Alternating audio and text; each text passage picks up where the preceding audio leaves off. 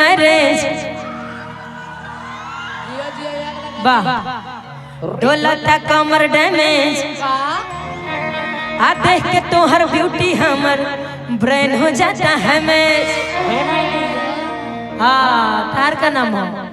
जिया। इहे जिया है तो जिया जी के इतना बेसब्री से इंतजार रहला तो ताली बजाइए एक बार जिया जी खातिर। कहाँ रहलू हा तो कि आराम करे रहनी हां कि आइलू हक के मैरिज डोलता कमर डैमेज आ देख के तोहर ब्यूटी हमर ब्रेन हो जाता है मैच। कि का कोही कितना सैया पहले बमोर सजैया आ धुन देला देह जैसे लागेला रजैया आ छील देला देहिया मुसलम बलमुआ के बलम बलमुआ के बलम कि हाय बलम बलमुआ के बलम हाय बलम बलमुआ के बलम। तनी हेनी एक बार आवा हेनी आदमी बा हम चारी और घूम घूम के गाइला हेनी आवा हमरा साथे आवा कि हाय बलम बलमुआ के बलम हाय बलम बलमुआ के बलम आ धसे जैसे नरगद के कलम बलमुआ के बलम बलमुआ के बलम। अब देखा भाई लोग एकरा के कुछ दूसर मत समझिए लोग। और बलमुआ के खामा काला बलमुआ के खामा बलमुआ के खामा कि हाय खामा बलमुआ के खामा हाय बलम बलमुआ के बलम कि धसे जैसे नरगद के कलम बलमुआ के बलम बलमुआ के बलम बलमुआ के बलम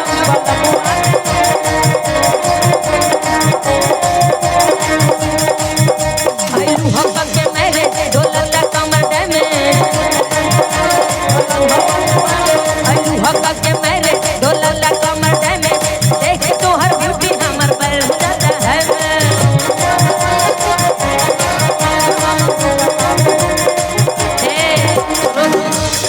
ऑपरेटर जी जो नहीं लाइट चकचक चकचक कलर देख रहा के व्हाइट कर दी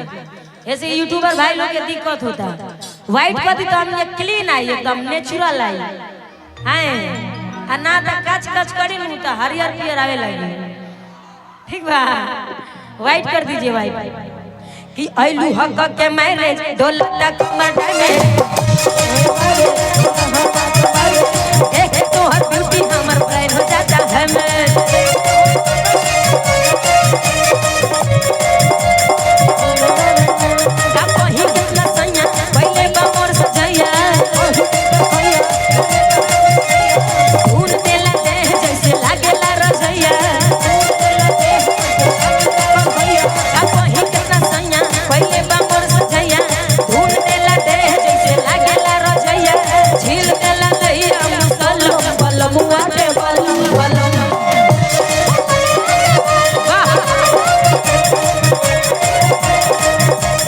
कोरे कोरे दे हमारा टूटता रे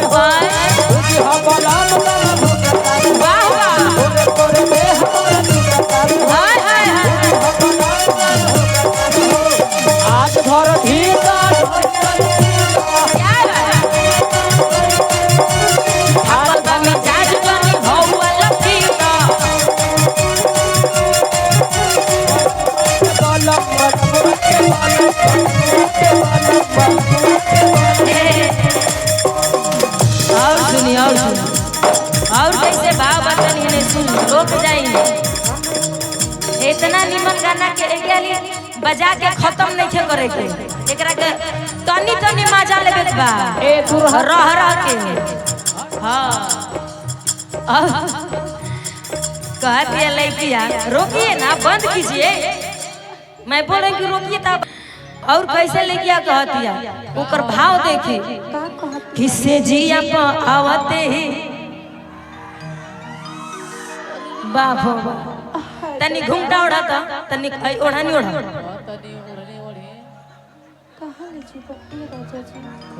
तुम ओढ़ा सब जानी ओढ़ला ओढ़ानी ओढ़ानी ओढ़ा बांध के तो ओढ़ानी खोस लेल बड़ू कमर में ना बार कोड दिखाओ तारू पीछे बार कोड तनी है ना दिखाओ तू ओढ़ला ओढ़ानी ओढ़ी ना तो हम ही ओढ़ ले होता नहीं और अतन ओढ़ानी ओढ़ के तनी हेंग करियो धीरे धीरे जब हम गाना गाए ओढ़ा ओढ़ला ए किसे जिया प आवते ही ना घूंघटा उठावते ही से जिया प गाड़ी लड़ल आ हो गई नहीं हम पानी पानी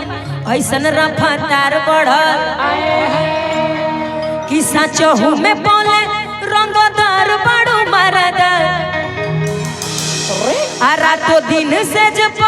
उड़ाई देता गरद बाप हो बाप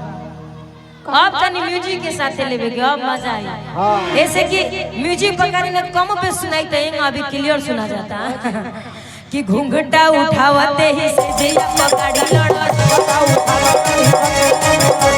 हो गई नहीं हम पानी पानी सर फटार बढ़ा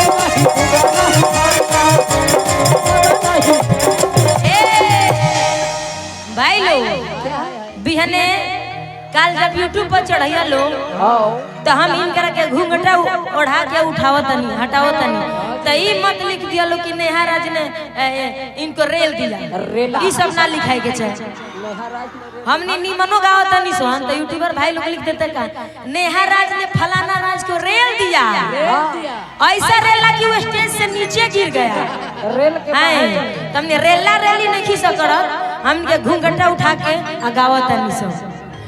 कि घूंघटा उठावते ही से जिया प गाड़ी लड़ हो गई हम पानी पानी और सतरा पतार बढ़ हो गई हम पानी पानी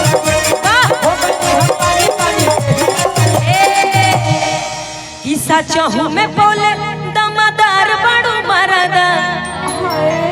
आ ऊपर से नीचे ले उड़ाई देता गरद हां देख ले बड़ू ये पर कभी डांस के ले बड़ू ए गाना पर चलो होने चलो हाँ आज ही कल आज बाजबो करी ई गाना आज रिकॉर्डिंगो बाजी हम डांस करे में गाना पर हमरा बड़ी भक भक लाज लगेला डांस करे में लेकिन आज डांस करे कि सचहू में बोले दमदार बड़ू मरद आ नीचवा से ऊपर ले उड़ाई देता गरद कि जब धैले या कवारी हाँ हमरे के धाले हमरे के कि जब धैले या कवारी अब भाई लोग ये करे के लिखिया लोग कि रेला रेले हाँ कि जब धैले या कवारी अमर बढ़ल बेकरारी कि लसर फसर करे लागल आ होइते हसाया साड़ी कि गरम रहे खाके मुर्ग मुसलम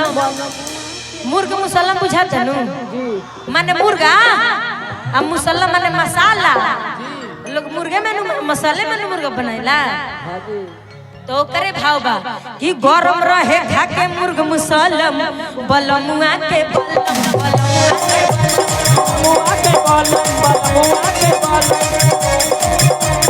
सुना सुना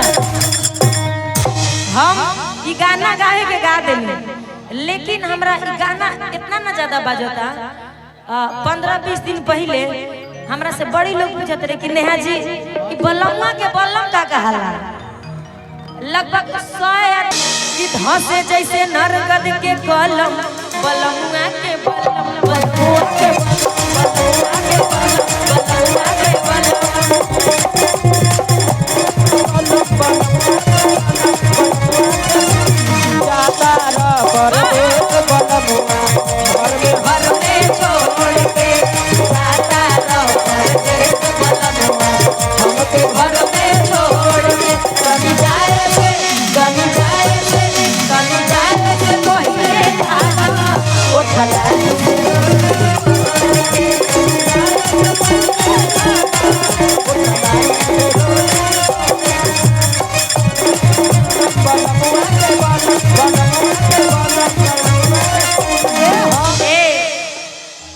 सुपर डुपर चलता और ए जा जेकरा हाँ इधर आ रहा है वाह इधर आइए इधर इधर है ने आके है ने अब तेल लगा